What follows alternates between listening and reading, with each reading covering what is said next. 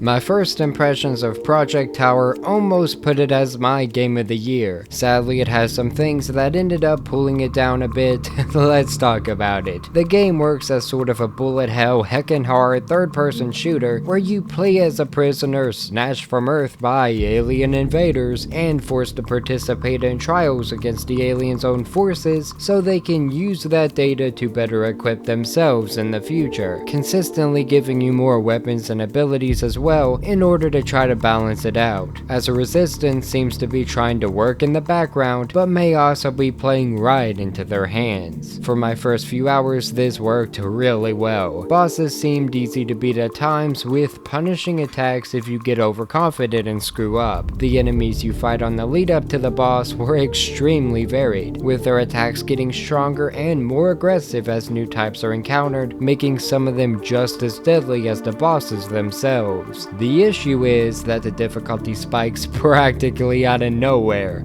The first few bosses I beat without dying, almost without issue, as if the game prepared me for them adequately. Some even too easy for that though, if I'm being honest. Someone new to gaming or not familiar with challenging games may have a problem with them though, so I want to make that clear. Once we reached this sucker right here though, all of that changed. The attacks became faster and more sporadic, with more range and a far greater AoE. Knowing when to dodge started to matter less, as stamina is limited and tanking some attacks became paramount in order to avoid others. Not being able to upgrade my character had the potential to make every player fight on even ground, giving the get good mentality of Souls-likes a deeper meaning, but here it starts to feel noticeably missing. After 4 grueling tries I beat this boss, then on to the next, where everything got harder again. Much harder. As enemies got faster, I stay the same amount of sluggish as they have homing weapons and huge AoEs. I'm stuck with a pistol, a bullpup-esque rifle, and another pistol, but this one shoots what basically acts as a shotgun and has an extremely slow rate of fire. Balancing these weapons in combat may seem like a decent idea, but since it takes time to switch weapons and the rate of fire of said weapons are so different, as well as the damage, in a fast-paced game like what this becomes, slower weapons that are weaker start to feel like a detriment. Like the pistol you start with, which I never got used for once I switched to the rifle, because the rifle has a better damage output and it's honestly quicker to just reload the dang thing than to switch to the pistol and shoot all the ammo out of that to do almost no damage at all. Oh, and there is a melee too, but so far it's practically useless for most encounters. With you having unlimited ammo and every enemy being worth killing at a range, it's a cool concept, but it felt unnecessary when it truly came down to it. The only times I've used this baby was when I forced myself to, and it's been more costly than it has been helpful, that's for sure. Outside of those gripes though, and me struggling with not hitting L1 to dash due to Ghost Runner training, I have a lot of praise about everything I've seen up to now. The environments are absolutely breathtaking. Although there is some pop-in at times, it never takes away from the world this is set in. From puzzle-filled voids to vast canyons to my favorite underwater segment in a long time, every single area is brimming with wonder in ways that I never imagined. The enemies vary from location to location,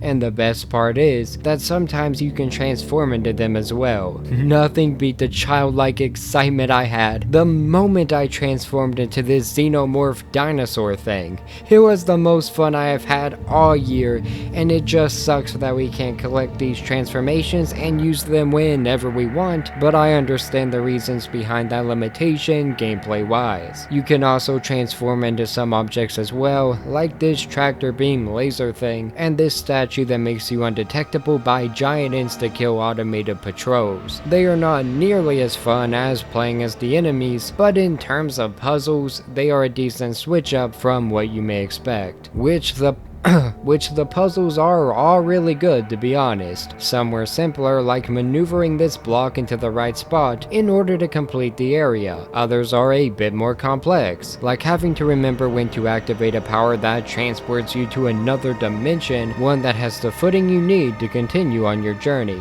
I died a few times on this one before I was able to get it right. My favorite of the bunch so far though. The biggest complaint I have regarding the areas is that they are just kind of empty sometimes. There are numerous ways to overcome obstacles and some things to read to add some lore, but I feel like there should be more substantial reasons to actually explore. Sure, I can avoid the laser bit by going around it, but what if I risk charging right into the middle? What will await me if I risk my life by doing it? In this game, the answer is nothing, and I am absolutely a bit disappointed by that. I wish there was lore-based collectibles similar to the Crystal Dynamics Tomb Raider games at the very least. A reason to take that risk and see what you may find, but alas, there is not. And it is a missed opportunity for sure. Back to complimenting it, those environments all have different music, and that music suits them quite nicely. There has not been a single track that I haven't liked, and I low-key can sit in the main menu and do absolutely nothing but listen to the music. I am actually doing so as I type this right now. It is such a vibe, I swear. But since I'm in the menu, let's talk about the settings, or well, lack thereof. There is no way to change the brightness, contrast, colors, anything like that as of time of recording. The dark places are very dark,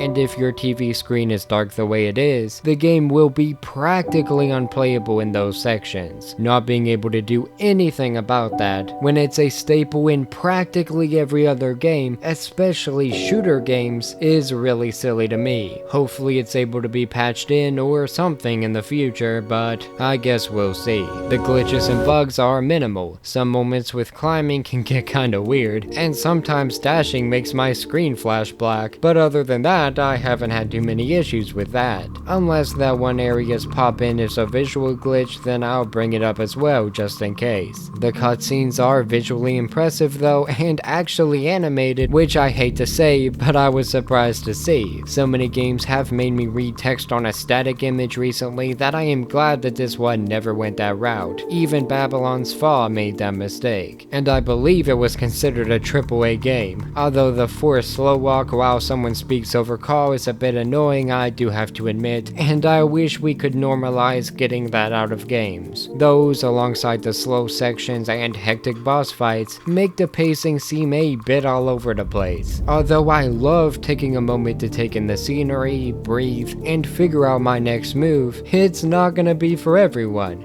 making some moments feel lacking, which would again be helped by the addition of collectibles or secrets hidden away. So even though I have had the most fun every time I have transformed into a new enemy, flew around, shot fire, shoved my own kind off edges, and hopped through dimensions, as much as every area has caused me to light up with excitement, how every boss has led me to wonder, and every enemy has caught me by surprise, as the story has drawn me in deeper and deeper as I question both friend and foe, and as I mentally prepare myself for my next fight, I am still torn on how much I love the game as a whole. But that's what first impressions are for, right? The game has convinced me to stick with it throughout the difficulty for now, to try and get better death after death, to beat these enemies as they get tailored in story to the feats I have accomplished, and make my way up the tower. So if it sounds like you would enjoy it, give it a shot. If you liked this video, then like it, dislike if you disliked it, and for more news, reviews, and whatever we choose, stay tuned to Nerdsfeed. Have a great day, thank you.